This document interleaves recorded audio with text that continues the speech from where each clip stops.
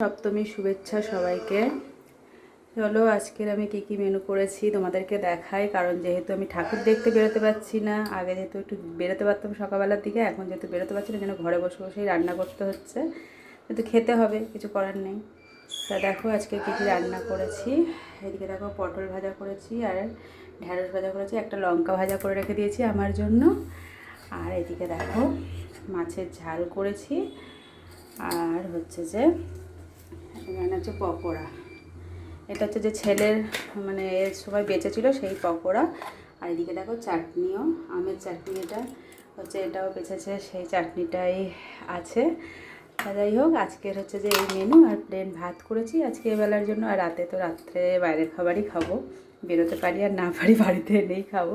তা চলো তোমরা ভালোভাবে ঠাকুর দেখো, এনজয় করো, এই পুজো কটা দিন ভালো ভালো খাও, ঠিক আছে? তা টাটা সবাইকে। আর আমি ঘরের খাবার খেয়ে খেয়েই দিন কাটাই। তা টাটা সবাইকে।